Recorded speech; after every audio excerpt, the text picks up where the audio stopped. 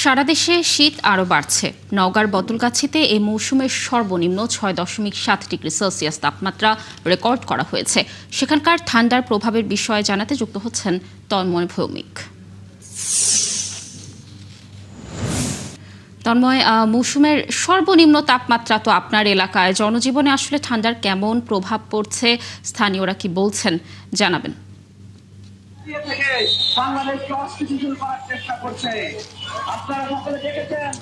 ধন্যবাদ লাবণী। আপনাকে জানিয়ে রাখি যে নওগাঁতে গত 2 সপ্তাহ থেকে কিন্তু এই মৃদু শৈত্যপ্রবাহ চলছে। এর ধারাবাহিকতা এই বছরের মধ্যে সবচেয়ে নিম্ন তাপমাত্রা রেকর্ড করা হয়েছে 6.7 ডিগ্রি সেলসিয়াস তাপমাত্রা।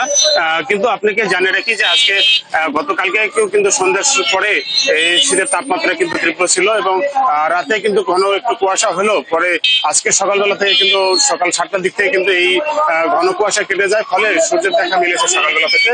ফলে জনজীবনে কিছুটা স্বস্তি আসলেও এখন যে দুপুরের পরে কিন্তু এখন থেকে কিছুটা বাতাস বইছে, এর ফলে কিন্তু শীতের তীব্রতা বেড়ে যাচ্ছে। তবে কিন্তু আসার কথা হচ্ছে যে এই যে রোদের সারাদিন রোদ হয়েছে, এর ফলে কিন্তু আপনারা দেখতে পাচ্ছেন যে নওগাঁ শহরে লোকজন চলাচল করছেন, এর ফলে কিন্তু যানজটের সৃষ্টি হচ্ছে। অর্থাৎ মানুষ দীর্ঘদিন পর কিন্তু যারা বৃদ্ধ মানুষ বা অন্যান্য যারা শিশু সহ আছে তারা কিন্তু ঘর থেকে বের হয়েছেন।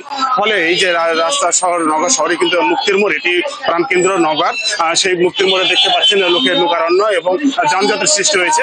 এদিকে জেলা প্রশাসনের পক্ষ থেকে কিন্তু ইতিমধ্যে উপজেলা নির্বাহী কর্মকর্তা আছেন যারা নওগাঁর 11টি উপজেলা, সেখানে কিন্তু থেকে 30,000 শীতবস্ত্র বিতরণ করেছেন এবং আরো 30,000 যুক্ত আসবেন, সেগুলো বাস্তবায়ন করা হবে বলে জানিয়েছেন নওগাঁর জেলা প্রশাসক। এই আপনাদেরকে জানিয়ে রেখে যে মোটামুটি আরো 1,10,000-এর মতো কিন্তু এই শীতবস্ত্র চাওয়া হয়েছে। সেগুলো আসলে পরে পর্যায়ক্রমে এই উপজেলা নির্বাহী কর্মকর্তা সহ বিভিন্ন এনজিও কর্মী আছে, তাদের মাধ্যমে কিন্তু এগুলো বিতরণ করানো চলবে। ধন্যবাদ আমাদের সাথে যুক্ত থাকার জন্য। দর্শক, নওগাঁয় সর্বনিম্ন তাপমাত্রা 6.7 ডিগ্রি সেলসিয়াস। নওগাঁ থেকে সেখানকার শীতের পরিস্থিতি জানাচ্ছিলেন আমাদের সহকর্মী।